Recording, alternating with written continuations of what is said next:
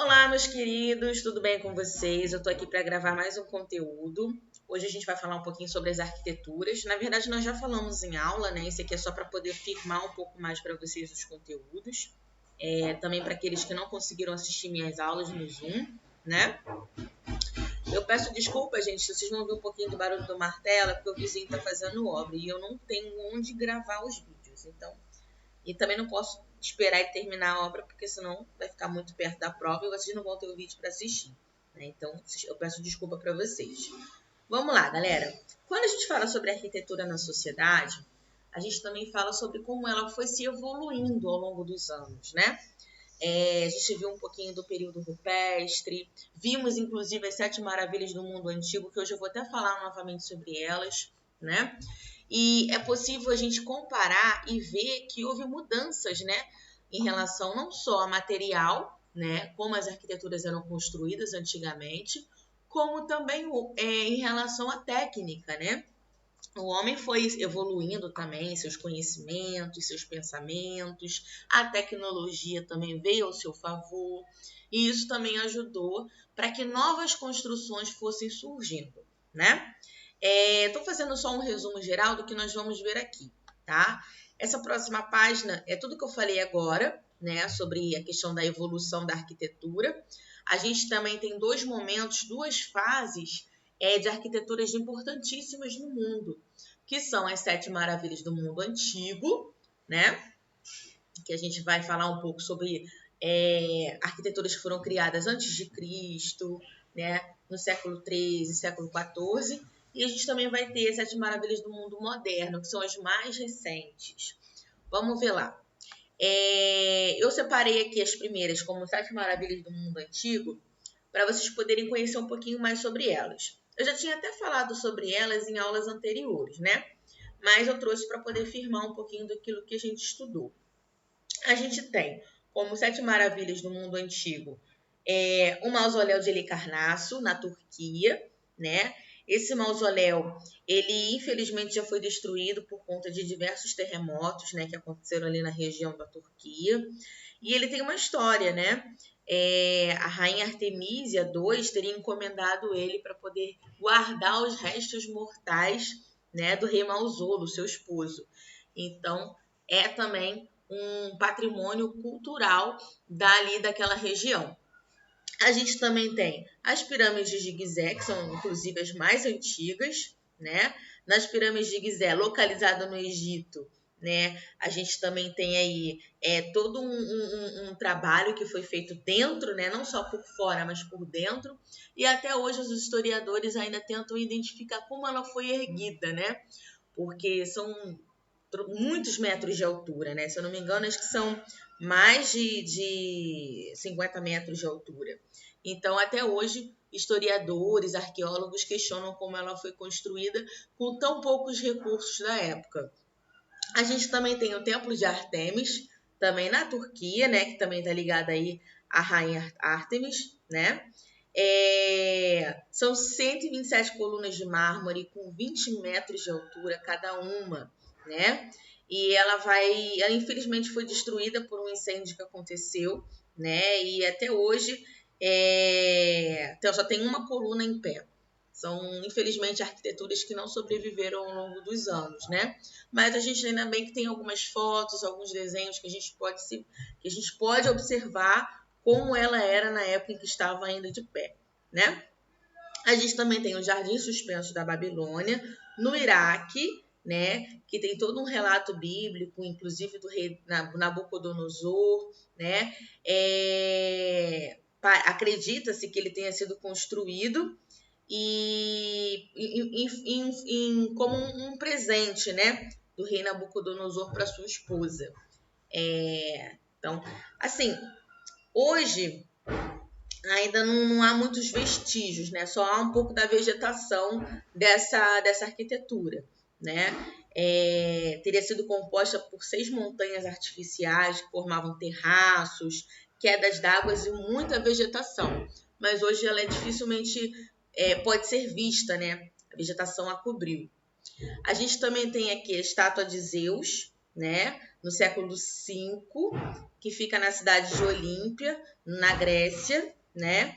E ela é toda, né, feita de marfim e painéis de ouro, uma estrutura de madeira. Infelizmente, ela também foi destruída, ela foi transportada de Grécia para Roma, e quando chegou em Roma, ela foi destruída. A gente também tem o farol de Alexandria, também que fica no Egito, né? É considerada como uma das estruturas mais altas do mundo. E ela servia, né, na época ela foi construída para poder direcionar, né, os marinheiros, para que eles pudessem se situar em relação ao farol de Alexandria, na época os marinheiros, né? E a gente também tem o Colosso de Rhodes, também na Grécia. Esse Colosso de Rhodes, gente, ele foi construído após uma vitória que aconteceu, né? Quando a cidade de Rhodes venceu a Macedônia, né? Então, quando houve essa vitória, né, desse combate, né, essa estátua de bronze foi erguida, né? Ela tem aí, no caso, acho que 33 metros de altura e mais ou menos 70 toneladas, né? Que ela é toda feita de bronze.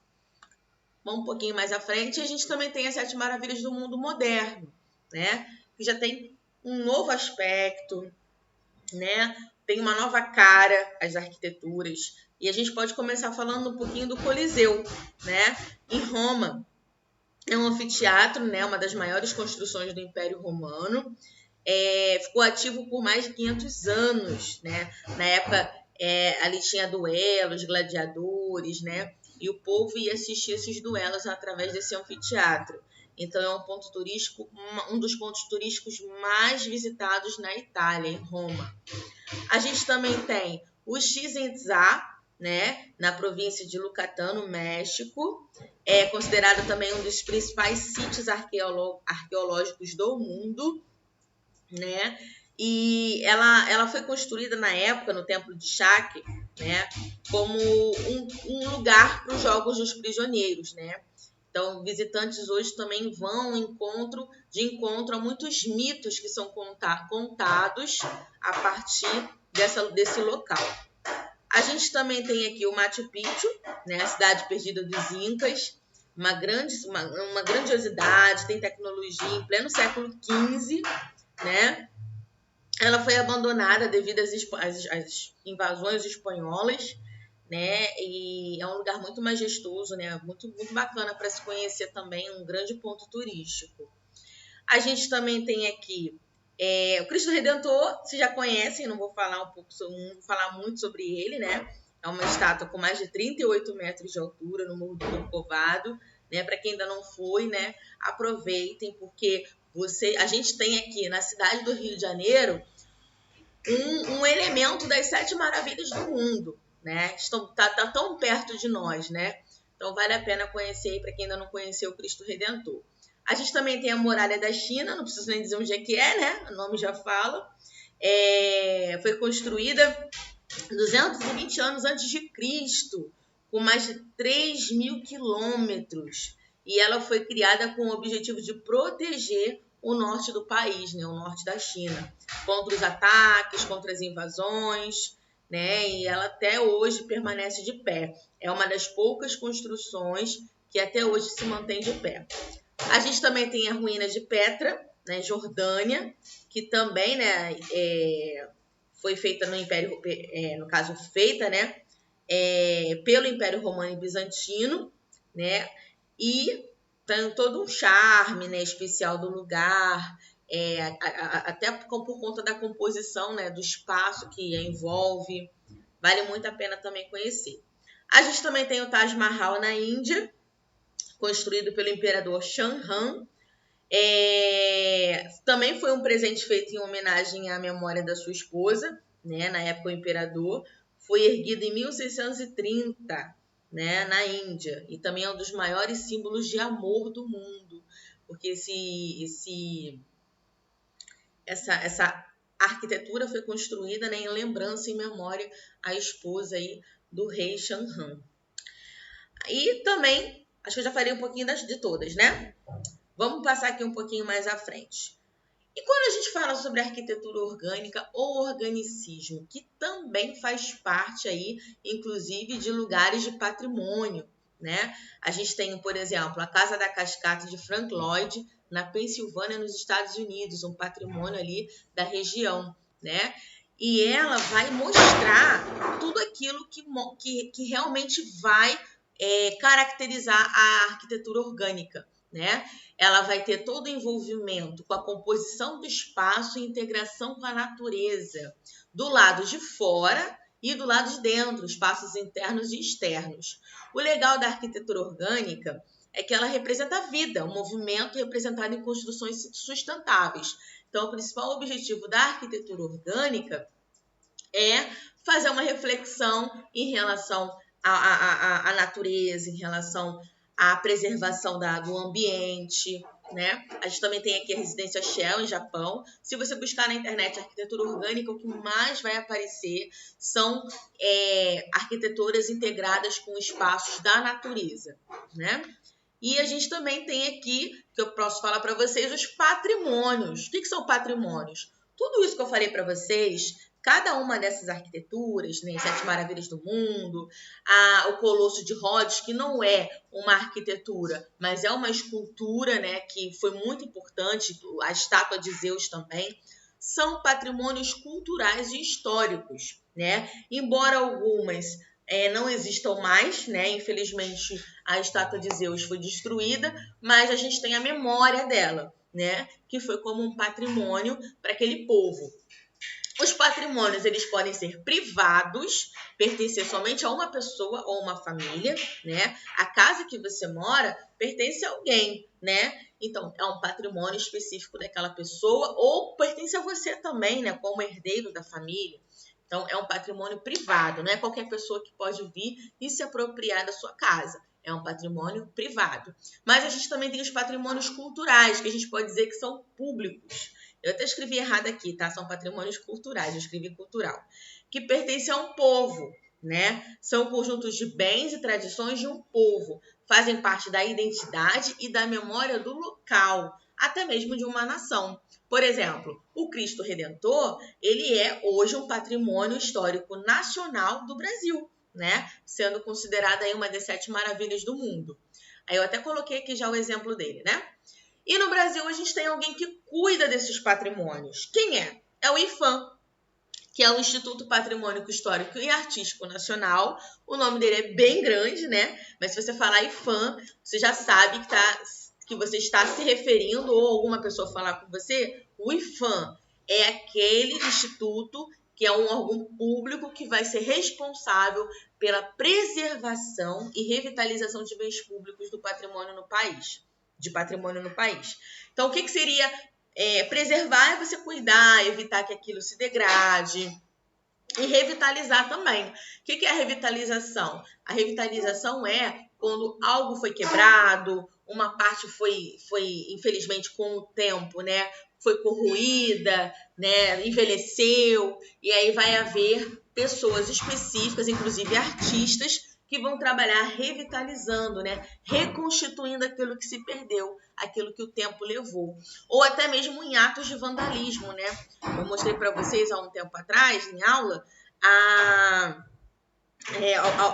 até mesmo o quadro da Mona Lisa, né? Que foi revitalizado diversas vezes. É um patrimônio histórico também, né? Do período do Renascimento. Ele foi revitalizado, já jogaram ácido úrico, já deixaram cair. Então, a Mona Lisa hoje, ela não é a mesma Mona Lisa de quando o Leonardo da Vinci pintou ela, né? Ela teve várias intervenções, várias revitalizações para que o quadro pudesse ser preservado, para que ele pudesse estar de pé ainda até hoje, né? E quando a gente fala sobre patrimônio cultural, a gente pode falar dele em 2 tipos de grupos, né? Que é o patrimônio imaterial e o patrimônio material. Qual é a diferença entre os dois? O imaterial já fala, não inclui material específico, onde você pode, digamos, tocar, né? É aquilo que vai estar ligado à nossa cultura ou à cultura de um país, mas que não se refere a um material específico. São as danças, são os folclores, é a história, né? Hoje a gente tem várias histórias no Brasil, histórias do Nordeste, da Bahia, em Minas Gerais, a gente tem os folclores, né? Tem o Bumba Meu Boi, também que faz parte da nossa cultura. E isso são patrimônios imateriais, ou seja, não é algo que eu possa tocar, que eu possa... eu vou até assistir, né? Mas... Ih, minha bateria tá acabando. Vou até assistir, mas aquilo ali não é algo que vai se consolidar como uma coisa material, diferente de uma estátua, de uma escultura, de uma arquitetura, que já envolve um material específico, né? E além desse, a gente também tem o patrimônio artístico, que reúne os bens artísticos, né? Isso a gente vai ver em museus, por exemplo.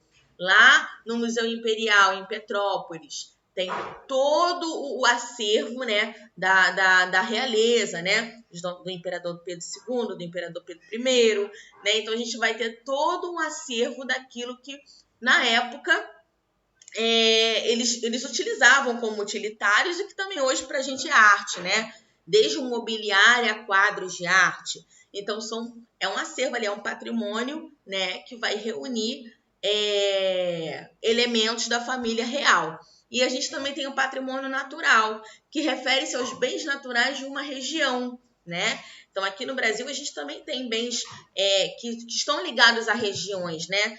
No Nordeste, a gente, por exemplo, no Maranhão, a gente tem os lençóis maranhenses, né? É um patrimônio natural. O homem não construiu, mas pertence a nós, né? Isso também forma a nossa cultura. Tá bom, gente? Bom, eu não tentei me prolongar muito, não sei nem quanto tempo que deu 16 minutos já. Espero que vocês tenham gostado desse assunto. Qualquer dúvida, me perguntem. Tchau, tchau. Beijo.